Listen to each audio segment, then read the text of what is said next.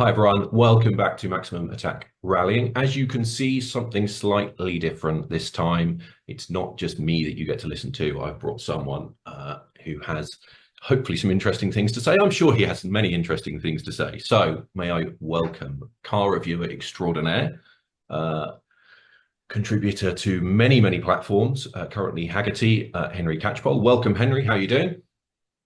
Thank you very much indeed. Very nice introduction. I'm doing fine. Thank you very much. Yes, yeah, all good. Good. Thank you for joining me on my very little, I don't know whether to call it podcast, vlogcast, maybe, if that's the correct term.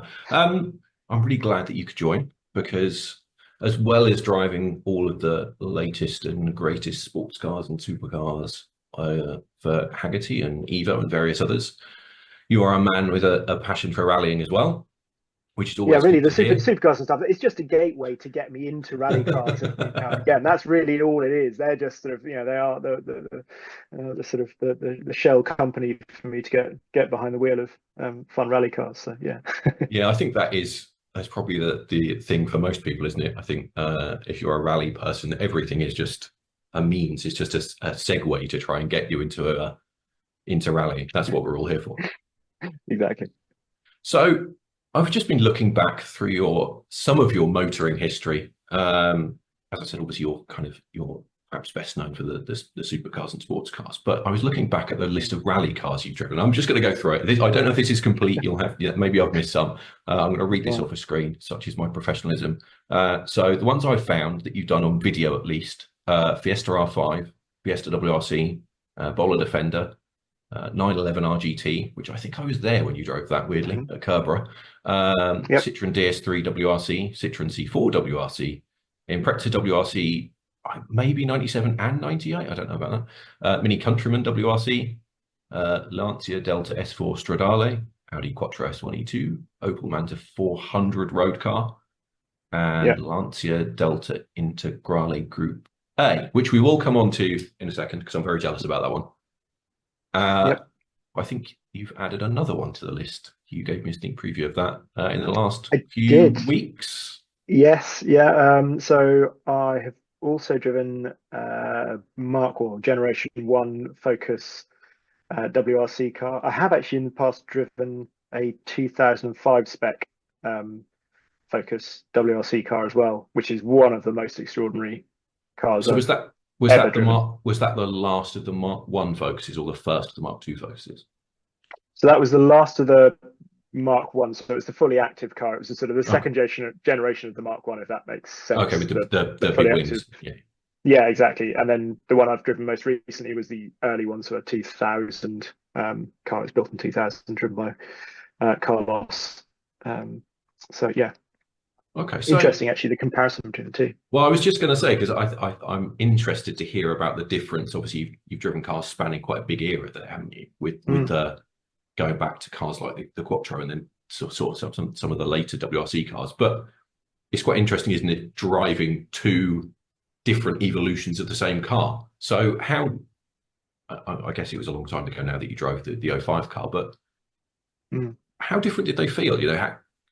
What was the difference between the two? There's a Yeah, there's quite a big difference. Obviously the early car has that iconic little shifter up there because when they were developing that paddle shifts, it's weird to think that it was from a time when paddle shifts weren't de rigueur, but it Mm, was when they were developing it. And it obviously started off with the big actual sort of lever, and then it went to the switch effectively. yeah. Um, and then by the time you get into the that sort of second generation of the first generation, it's a terrible way of describing it, but you know what I mean. You have the paddle because that was the first time I'd actually driven a sort of a proper rally paddle shift with sort of just flick it away from you to go down the box and pull it towards you to Okay, go up yeah, as yeah, the one big single paddle. And but from a sort of dynamics perspective, they're different because although the earlier car has active center and front diffs, it's got a mechanical rear diff, and yeah. the fully active car is just extraordinary. It's totally different, really, to pretty much anything else I can think I've driven. It stands out so clear in my mind because all you had to do was effectively turn in. with an uncomfortable amount of speed. And as long as you have it in your head that you need to drive it on the throttle, so the throttle is doing the legwork basically, because you can steer it a bit, but you're just staying on the throttle, trusting the diff to sort everything out and steer you through the corner, and it makes you feel like an absolute hero, basically. It is wild. It was Steve Perez's car, so it's in this VK kit livery, and I Yeah, drove yeah. it at Blyton Park, which is a nice place to drive it actually, and it's just extraordinary. It's like it's the closest I can think of to a computer game. Basically, that sort of that feeling where people describe some Nissan GTRs and stuff as being like a computer game. No, not a bit of it. That is the real deal in terms of. And I spoke to Malcolm Wilson about it a couple of years ago when I went up to Dovenby, and we were chatting about all sorts of things, and his eyes sort of lit up remembering that generation of car the first time he drove it. I think it was on the Grisdale rally or something like that, and he said just he couldn't quite get his head around how fast he could go through the corners, and just sort of one particular corner the first time I went through it in third gear, and by the time he was sort of done it for the third time he was in fifth gear, and it was just extraordinary. Do you think that, I mean, obviously driven a lot of cars and you've driven cars that are faster than that, but how do you kind of, I don't know, I think as someone who's not super experienced as a driver, how do you develop that trust in it? Like, how do you think, okay, I'll just go a bit more and a bit more and a bit more and a bit more? Do you find that difficult, even though, I'm sure you've been in cars that can go around a corner faster technically, but I don't know, how do you kind of compute that somehow? I think there's an element of, for me, there's an element of understanding almost before you get into a car. And I sort of do it, I suppose, probably unconsciously now, but it was certainly something I tried to do when I was starting out on this, and after I'd made mistakes, to be honest, as well, is just having in your mind, it's almost like that sort of matrix sort of thing. Like you plug in, right, this is the four-wheel drive version, and this is going to be rear biased, or this has got active diffs or not. So you have a fundamental understanding of what the car should do. It comes down to feel as well. Obviously, with competition cars, that's usually a given. Actually, it's not always a given, but you'd hope so with a rally car that if you've got a really nice amount of feel through your backside and the steering wheel, then that gives you a lot of confidence, because as soon as you know where it's sliding, then you've got an assessment of the grip anyway, and Yeah. that's what you're looking for. You're driving to the tires basically, and if you're in a situation where you can drive to the limit of a tire, as soon as you've done that, you kind of know, vagaries of surface change or whatever aside, you've got it plugged in. And Blyton Park's obviously a very consistent sort of level of grip, so you're driving to the tire basically. And once you've understood the limit of that, then everything else kind of falls into place from it. So just you mentioned something there that I thought was quite interesting in terms of like your expectations of what the car should be like. And it made me think of something. I'm not going to claim to be a clever driver here by any means, but when I did a rally earlier this year, it was in a hired Impreza. And I think I had a perception of what that car would feel like. But when I got into it, it was totally different in that it was way more kind of rear biased than I expected. And the weather wasn't very good. It was a bit damp, but I really struggled with the car because it felt to me, as obviously as someone quite inexperienced, that as soon as I touched the throttle, even at what felt like walking pace, the rear end stepped down, and they ended up adjusting the center diff to try and make it a bit more friendly. But is there any of the cars that you've driven, rally cars specifically, where you've got in it and it kind of took you by surprise a bit? You were like, "Whoa, I didn't, I didn't expect it to behave that way," or the balance was really different to what you expected. Yeah, I think one that definitely springs to mind, and is one of the most sort of unusual rally cars, is the C4 Yeah, WRC car, which I drove, which belonged to Gerardo and Co. Drove on a really cool venue. It was on sort of fairly sort of dry weather tires on wet tarmac, but I drove it in fact up the hill at Goodwood again as well, so I was sort of able to corroborate what I'd felt in the dry, thankfully. And it felt to me almost like a circuit car or a touring car in terms of its tenacity and most rally cars that you, or all the rally cars I've driven, felt like they wanted to be, they were happy to be sliding, that little bit of oversteer, kind of a bit more roll. Mm. This just felt so locked down, and when it did step out, it was trying to get straight again, straight away. It wanted to be in a straight line, wanted to be neat. If you use the handbrake actually kind of quite a bit, sort of to get it turned in, but quite early, and then really be aggressive because you knew it would just pull itself straight. So you could be quite aggressive with the handbrake, knowing that it would fire you out of the corner without getting super Larry and oversteery. Do you think that's the Loeb And effect? Just out of interest, because everyone says that well, Loeb kind of changed things, didn't he? In the if you compare Loeb to McRae was very sideways, for example, wasn't the only one. yeah, But people said that Loeb kind of brought this more circuit racing style to it. absolutely. And that definitely occurred to me when I was driving. I was thinking that this all makes sense. It's gonna, but then he's actually said in interviews that the C4 was probably his least favorite of all the Citroens that he drove. The DS3 was his favorite, which is a much Interesting. more, having driven that, albeit that was on um, gravel, Mm. but that was a much more traditional, what I'd expect from sort of something like close to like the Fiesta or something like that in terms of the way it responded. It just felt that bit more malleable, I suppose. Um, Whereas I can see why, I suppose I can see why Loeb was able to get the most out of the C4, if that makes sense. But I Yeah. don't know that it was him that developed it to be like that. And in fact, I Mm. think I'm pretty sure I'm right in saying that when he first drove it, he sort of said to Daniel Lehner that, we're not going to win the championship next year. He was just sort of, because it was a tricky beast. And I know Citroen used to develop their cars as tarmac cars first and then adapt them Yeah. Yeah. to gravel. And this felt like that taken to the next level. And I suspect then when they developed the DS3, it was a sort of, it was tuned out. And obviously, it worked brilliantly on tarmac because it won every single Yeah. Yeah. tarmac rally it Yeah. ever entered. So it all worked. But yeah. He's a good driver, but his predictions are terrible, apparently, aren't Yeah, exactly. It did they? also it also made me think actually when I was driving it, because obviously that C4 was the era of Kimi Raikkonen being in Yeah. Yeah. the Citroen team, and actually, and he sort of obviously didn't, it didn't all go swimmingly well for him. In fact, I think he might have rolled that specific Citroen that I drove. But I wondered if he had been in an M Sport Fiesta, whether he would have actually been more comfortable and improved because it wouldn't have had that quite sort of narrow way in which it wanted to be driven, and whether he would have been better actually, Yeah. Yeah. given Do you more think? confidence. Don't know.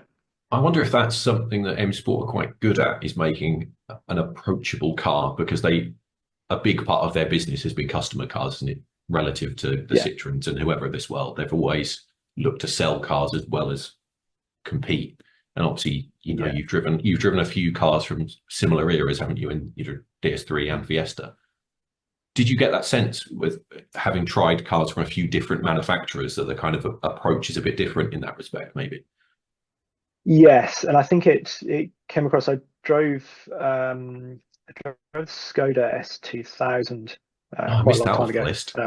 It was it was well, yeah, it was terrible. Poor Guy Wilkes was sitting next to me, and our intercoms weren't working. I had one literally blat up and down this gravel stage that I'd never driven before, and it was all a bit of a bit chaos, to be honest. But but it felt like such a sort of aggressive, twitchy, pointy car that somebody, with the skills of Guy, professional rally driver, was going to get the most out of, as opposed to driving something like the Fiesta. I know it's next generation, but the R5, I drove that when it Yeah, very first came out with Elvin. In fact, I drove it on the road and then on up yeah, at yeah, Kirkbride Airfield with Elvin sitting next to me, and that was just way more natural and easy to intuit and get into and understand. And even the WRC car from that era, I drove the Titanic car, which I think is the one you're referring to, and that he put in the lake, and then it went back to mm, Finland, came back, drove at Walters Arena, and yeah, I did multiple laps of this little stage we had around Walters, sort of giving passenger rides, and it just felt wonderfully natural to get into, and what you what you want, what you think it's going to be. So yeah, I'd say M Sport is very good at, like you say, at producing a car that a customer can jump in, and obviously it's very quick as well, as we've seen when they've turned up on BRC and in the world stages. Yeah, So, definitely. yeah. So let's come on to the one that I'm a bit jealous about. Just the R5, the Fiesta R5. I think up until recently, that was probably one of my favorite kind of rally YouTube videos because I think it felt quite relatable somehow. It kind of took you into the experience somehow. I quite like that. And I always remember that video. We'll come on to this topic in more detail because Malcolm said in that video that he thought R5 was the future of the sport. And I always think back to that and think, oh, Malcolm, you were right. why Yeah. didn't we listen? But that video has now been surpassed with your recent video with the Maturo Delta. So for anyone that hasn't seen it, you drive. So Maturo, they're Dutch, aren't they? They've developed a Yeah. resto mod Integrale based kind of on a Group A car, so it has roll cage and things, but it's still a trimmed road car. But you also drove one of their Group A cars, recreation cars, on a stage in Belgium. And we don't know each other very well, but I hate you because I almost can't think of anything better than doing that. That must have been absolutely incredible. Yeah, that was such a good day. It's so nice. But yeah, they were brilliant to deal with. It's kind of journalistic stuff aside and all that, but just sometimes you meet like-minded people, and it was such a fun day. We had this little bit of a rally Ypres stage to the south of Ypres, and it was perfect. We had the road car, we had the resto mod that they've done, and the rally car there. Kevin Abring was there as well, which was great to be able to sort of chat to him about it and get his insight into the car. He obviously won Rally Ypres in 2017, I think it was, so he knows those roads pretty well.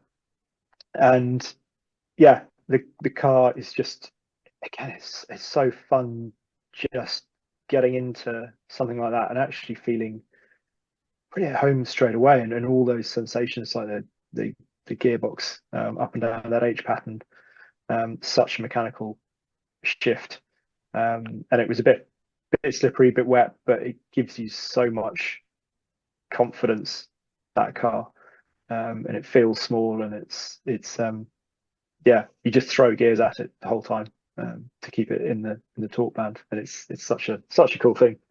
Do you have? I mean, you've driven, as we've talked about, you've driven cars from lots of different eras. Do you think is there one that you're kind of drawn to off the back of that? I mean, obviously the new cars are massively more capable, aren't they, in terms of suspension and things, not necessarily speed. I was talking to someone in Portugal this year, and he's competed in both. And he said that he used to compete in the Group A Legacies, which I said long ago it was, and he said that the Legacy would still be quicker in a straight line, but obviously the difference in suspension is unreal. But I mean, is there any kind of era that's kind of made you drawn to in terms of the cars to drive? I think I do. I love that early WRC era. I think is probably the one that I'm drawn to a lot, because it's that combination of some technology, but also a very involving driving experience. I mean, I suppose the car I'm thinking of particularly it's that very early Impreza I drove, the X McRae car that I drove at Kerbera again, and that was, it's kind of my personal favorite setup, because it was sort of gravel tires on tarmac, but H pattern gearbox, spool diff at the rear, but that super agile front end that you get from the WRC era cars, which I think it's so exciting when you get into it, sort of that it feels so different, and I love that feeling of just being able to flip the car into the corners. But you've still got the manual box and three pedals, and it's still nicely mechanical. It's not doing everything for you, as exciting as the sort of 2005 WRC car is. So I think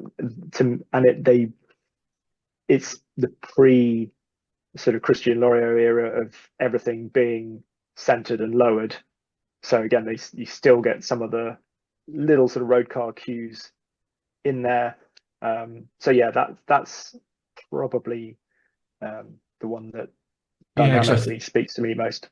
I think that was that 97 car. I think I spoke to David Lapworth about it several years ago, and he said that, I mean, essentially it was a Group A car with a few, obviously it had the wider body, Yeah, but like you said, it was still H pattern, and the engine was very much kind of an evolution of the Group A engine rather than a kind of, clean sheet redesign. Whereas by the time you got to 2000, I think, as you say, Christian Loriot had come in and changed everything, and it was very much a world rally car rather than a modified road car, I suppose. yeah. Okay, let's rewind all the way back. Where did this start for you? Where did the rallying thing start? What drew you to it? What's your earliest rallying memory? So my earliest rallying memory is it's probably Celica ST 185 is somehow what I remember with the Castrol livery, and I clearly remember seeing that iconic shot that was obviously a setup on a test day or whatever we all know now of it high up in the air with the mountain in the background. Yeah, yeah. And I remember finding some sort of rallying on the BBC and actually sort of running through to my father and saying, "You've got to come and look at this. This is amazing," because rallying wasn't something that my parents were particularly into, um, and they were very much motorsport people. I mean, they watched Formula One all the time. I grew up watching Formula One. Um, I did. I liked driving in the sort of in slipperier conditions, I suppose. So kind of like there was a friend of mine who used to build go-karts sort of in kind of spare time, sort of shed and stuff, and built a sort of very rudimentary go-kart for his younger brother who was sort of the same age as me. And you'd find a big patch of grass basically and slide it around that. And that felt just, I remember that feeling of oversteer sort of on grass, and sort of those sort of dynamics appealed to me from a very young age. And I suppose as well from MGs being driven around fields, the MG Car Club, Okay. that sort of, which is not rallying, but there's something equating to that sort of the idea of driving on the loose always appealed. And I Yeah, I don't. suppose then just as I got more into it, it just appealed more and more, and the Dakar and stuff like that entered my consciousness. So I wasn't taken to a rally at the age of 10 or whatever and had gravel spat in my face, and it was that epiphany. But yeah, I Yeah, did. I think so for me. I think it was TV. I think for a similar era, it was McRae Legacy kind of, I think was my first sort of image of it. So what was the first rally you did actually go to?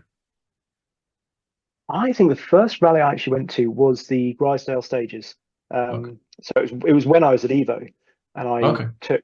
I had a Subaru long termer, and I drove up there because I thought I should take the Subaru to rally. And I remember parking up, doing the classic thing, walked all the way through the woods, sat there, heard the cars, the noises of them coming through the woods, and that was it. And I was absolutely hooked from that point. Yeah, so it was quite late on for me, Yeah, really. yeah. But that I think I remember you talking about this on another podcast, and I think it's fascinating because I think it was when you were at Evo, and there was a tradition at the time, wasn't there, that a new Evo person would go off and do something, and that was you decided to go rallying. Is that right? Yeah, that's right. So it was because of what there is. We all love motorsport. I'd had a race license since I was at university because I always looked at like maybe I could hill climb my mini or something. I wanted to compete, um, but then everyone else had done Jethro had done Caterhams and things like that, and I just thought, well, if I'm going to be able to do this and tell a story, then why don't I try and aim for rallying? Because that's really what I want to do. I'd done a couple of races.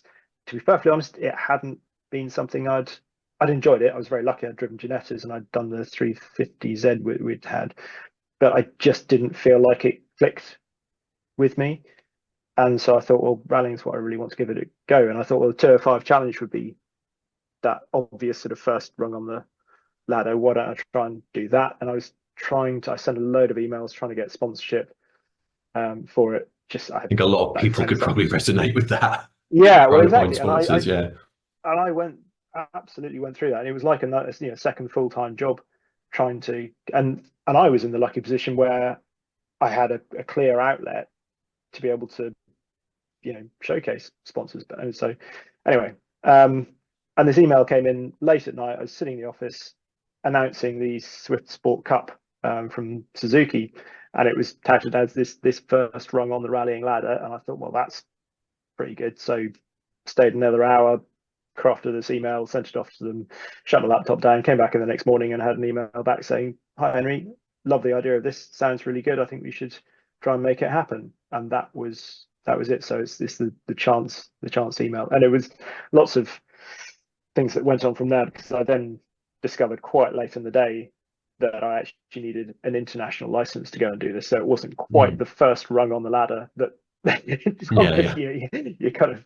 So I went off and bought my Peugeot 205 GTI for the princely sum of £5,000, I think it was, with a load of spares, or basically as many spares as I could put in the back of an Evo Nissan Navara, and then went and got all my signatures on my license, pottering around at the back of fields, and it was very much in at the deep end. The co-driver was completely new to it as well, and yeah, that was learned an awful lot. I think that's yeah. I think that's good though, isn't it? I think the kind of not knowing kind of makes it more Oh yeah, exciting. yeah. Like when I did my first one, I think the first stage, we jumped the start because we didn't really know what we were doing. But I don't know, there's something about it, isn't there? It's the kind of the chaos is quite appealing. So the very first rally sorry. Yeah. No, go. No, I was going to say the very first rally I ever did was the Wydene rally, which is actually sort of quite, should have gone and done a single venue or something like that. But yeah. in a slight sort of deep end of Wydene, which is a lovely rally. But I had no idea that you could buy pace notes for these things. I looked through from my understanding of the sort of rules, and it's like, well, you can't make your own pace notes. So I just assumed you can't have pace notes. Yeah. And there was nobody there to tell me. Right, so we rocked up and did this whole thing off the road book. Wow. So it was literally like, some tulip diagrams and 1.4 miles, you're going to turn right at a junction. Well, an awful lot happens in a forest at 1.4 miles, I can tell you. Trying to watch the odometer on a 205 click round. So is that kind of like we go? I don't know. It's kind of so yeah, not quickly, wow. But we made it to the end of the rally. So there we go. Yeah, and I mean, it shows, doesn't it, how, in a way, it shows how things have come on. I think it shows the benefit of social media and online. I think there's a lot more information out there now, isn't there, for people who are starting out. So, you can find more information. I'm not going to talk about social media because I still think there's a lot of issues there with rallying in social media. But yeah, I think it's maybe a bit easier than it was in some respects. So you did a few rallies in the 205, then it did the Swift Championship, I think it was 2008, wasn't it? Thanks to EWRC for having all of your records. So you did the minimum number of rallies, I guess, in the 205.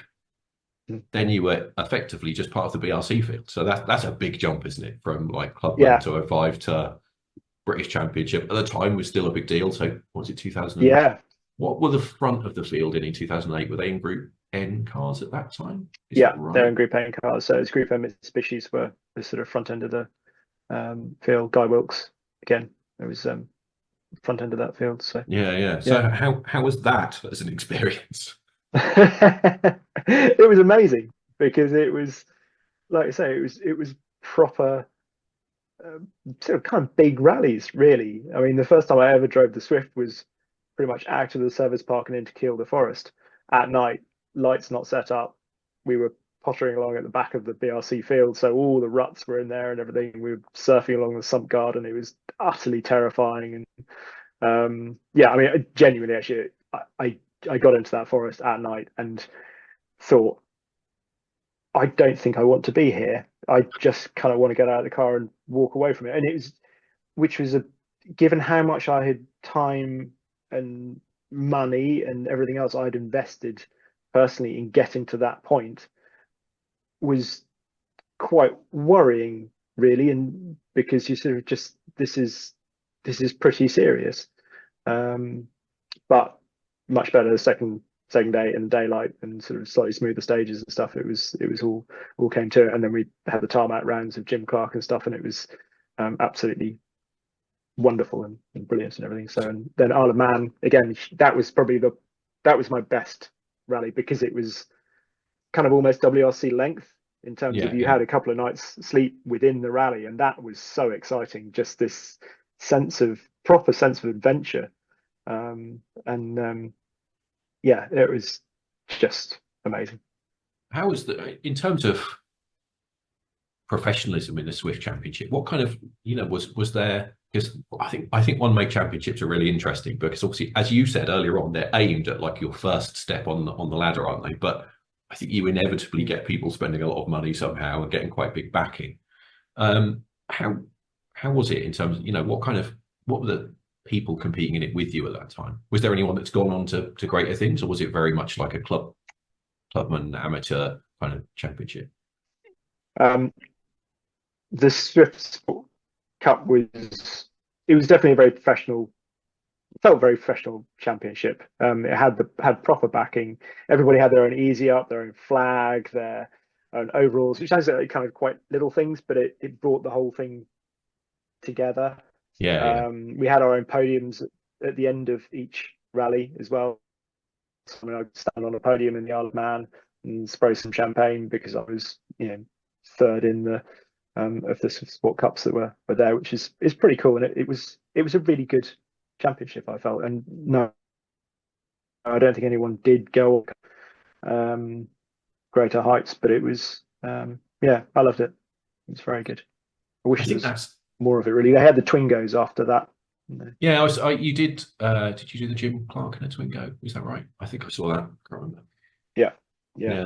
So I think that's yeah. a neat segue actually into the BRC as it stands right now, because I think, um, I mean, in 2024 at least, we're actually in a reasonably good place for the BRC. I don't know how well you're Mm. how closely you're following it, but how do you think it's going? Do you think we're on the kind of verge of a bit of a revival for it, or do you think it's still in a It def dangerous spot?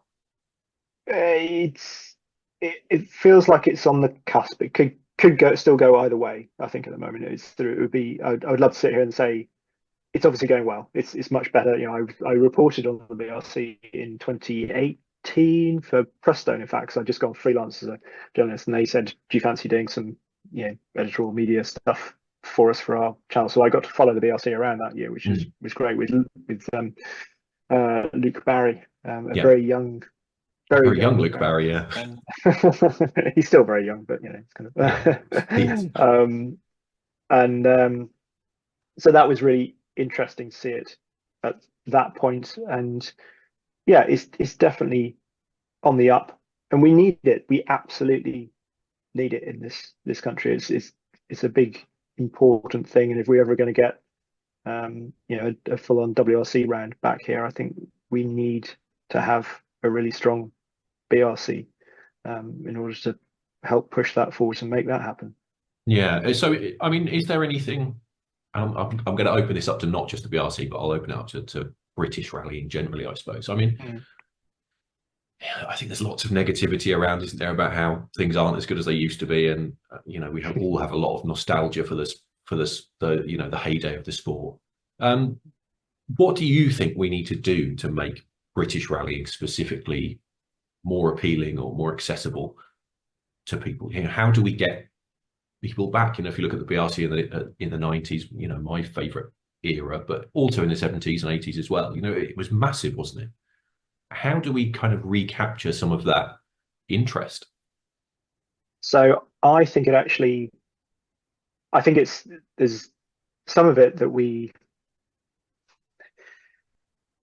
there's this perspective where the we look back at the 70s and 80s and actually look at world rallying at that point and how popular the World Championship was at that point, and how that then, I think, probably informed how popular rallying was in the UK to some extent.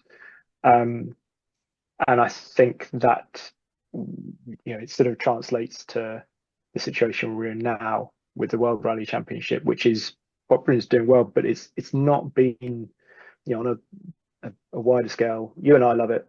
Everybody watching this loves it, follows it, probably has, WRC Rally TV as it is now, and all that sort of good stuff. But most people don't, and it's not got that.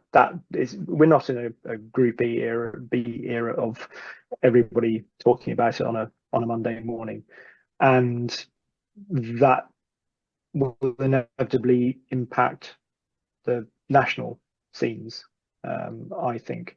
And it brings it on to then obviously how do we make WRC more popular? How do we kind of grow that and everything? And for me, it is I know it's plenty of people want to see it, but you get rid of the Rally 1 cars and put everyone in Rally 2 cars. That's for me is the thing to do, because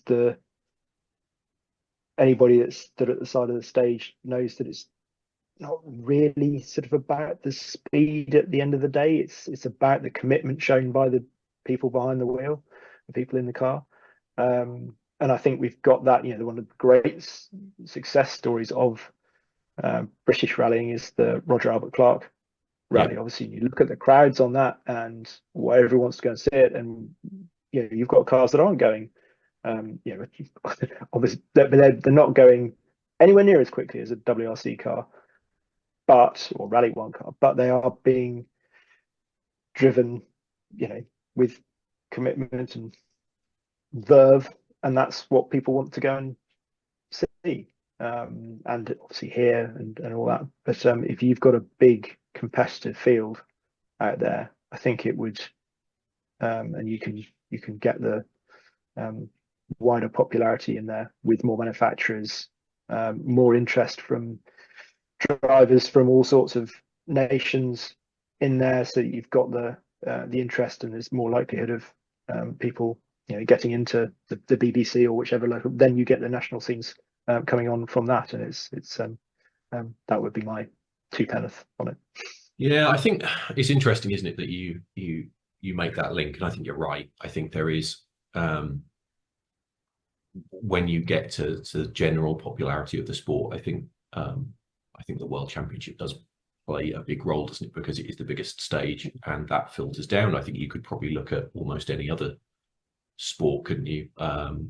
It's takes up one of your other passions is cycling, and I think the reason that cycling enjoyed kind of a renaissance, didn't it, over the last decade or so, was because of the British success at London 2012 and in Tour de France, and Bradley Wiggins and Mark Cavendish and those guys.